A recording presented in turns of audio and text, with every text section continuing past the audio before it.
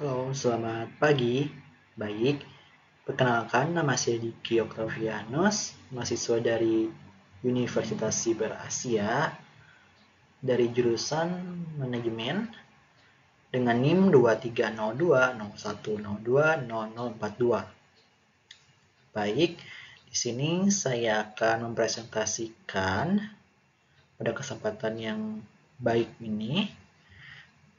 Presentasi ini ditujukan untuk memenuhi nilai pada mata kuliah manajemen perbankan untuk tugas ujian akhir semester UAS semester genap tahun 2024. Adapun mohon izin sebelumnya kepada Ibu dosen, Ibu Pratiwi SEMM.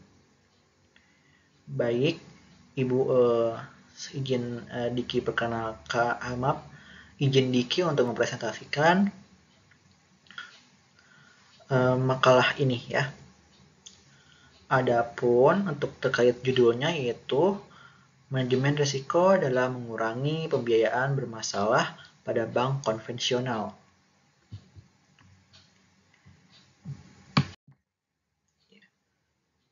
Oke, slide selanjutnya yaitu latar belakang masalah. Oke, izin saya untuk membacakan. Indonesia memiliki bank sentral bernama Bank Indonesia yang ditetapkan sesuai pasal 23 D Undang-Undang Negara Republik Indonesia dan Undang-Undang Nomor 23 Tahun 1999. Meski begitu, sejarah bank di Indonesia sudah dimulai sejak masa kolonial. Sejarah perbankan Indonesia pun terus mengalami perkembangan hingga era reformasi. Seiring berjalannya waktu, Bank Indonesia mengalami kemajuan dan memiliki kewenangan sesuai dalam perundang-undangan.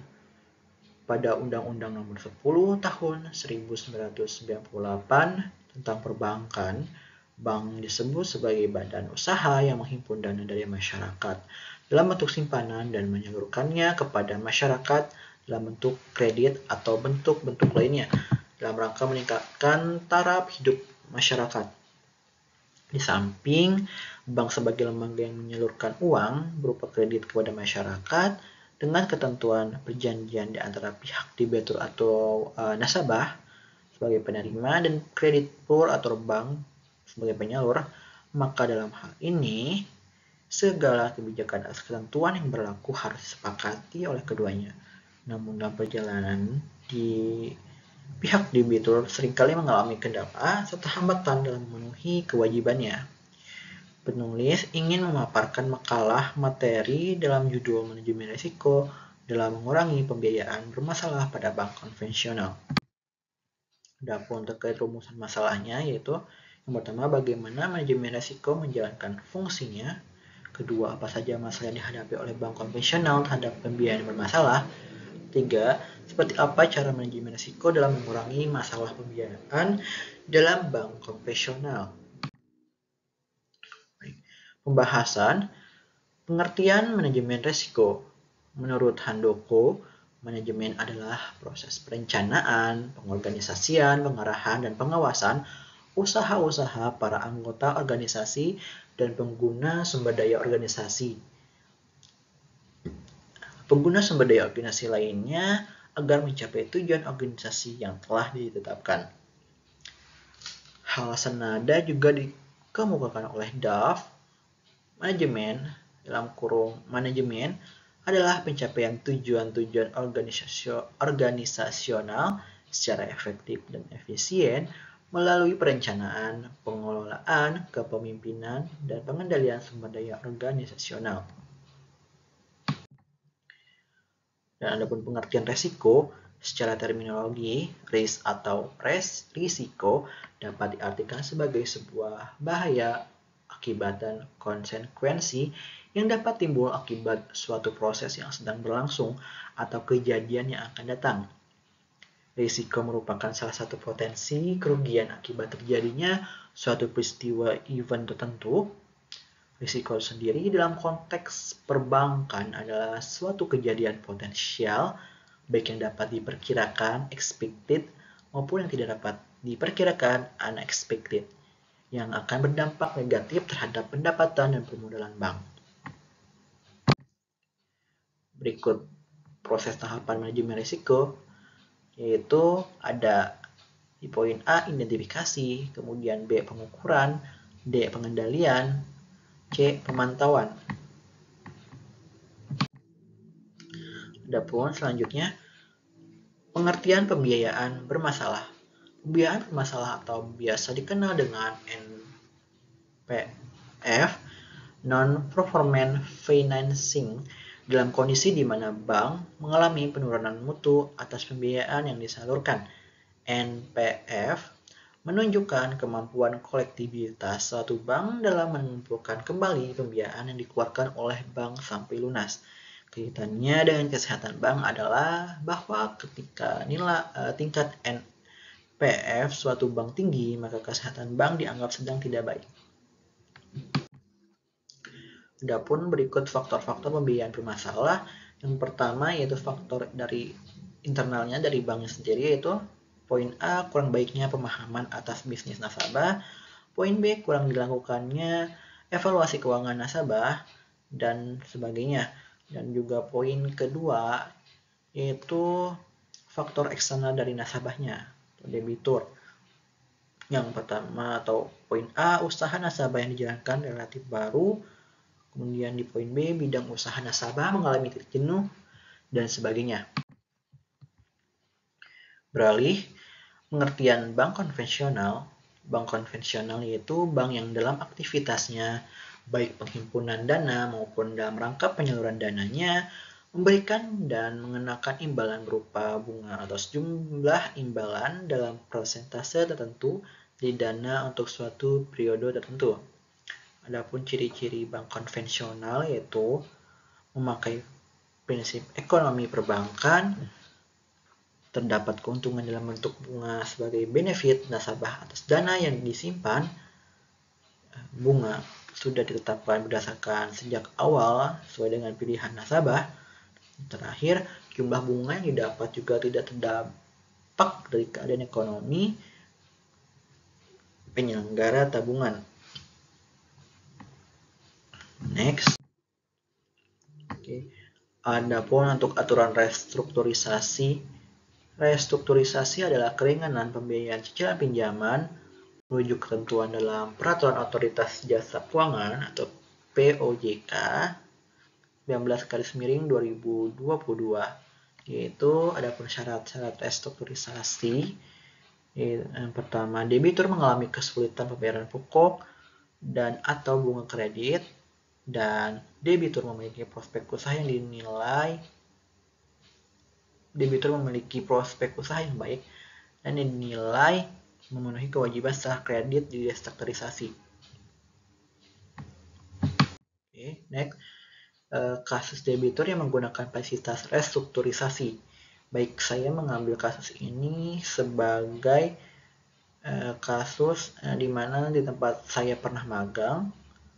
Sedikit narasinya, kasus debitur ini dikutip dari pengalaman penulis selama kerja di bank konvensional BRI sebagai customer service yang disampaikan dalam pembahasan kepenulisan makalah ini. Adapun untuk nama dan jumlah pinjaman diajukan dalam hal ini disamarkan. Narasi kasusnya yaitu tahun 2023, kasus penyebaran COVID-19 masih mengalami angka penyebaran yang fluktuatif. Dampak yang dialami dari segi perekonomian itu berdampak pada sektor UMKM. Hal ini tidak luput pada UMKM yang menjadi nasabah pinjaman bank konvensional yang merasakan dampak dari segi penurunan penjualan dan aktivitas konsumen pada perusahaan dijalaninya, sehingga menimbulkan kekhawatiran dalam melakukan pembayaran angsuran pinjaman di bank seperti itu. Lanjut, bulan Februari tahun 2023, Bank BRI Grand Wisata memiliki catatan debitur yang menggunakan fasilitas pinjaman kredit usaha rakyat atau KUR dengan nilai NPL atau dalam Bahasa Inggrisnya non-performing loan cukup tinggi angkanya pada cangkupan 3 kelurahan sektor UMKM pada wilayah tersebut yang menggunakan fasilitas KUR ini. Sehingga dari masalah NPL ini, pada bagian terkait melakukan reminder untuk halnya tenggak jatuh tempo sebagai tanggal kesepakatan pembayaran. Namun dalam hal ini, kantor unit yang memberikan fasilitas pinjaman memberikan alternatif solusi. Sebagai contohnya, nama dan basis pinjaman disamarkan.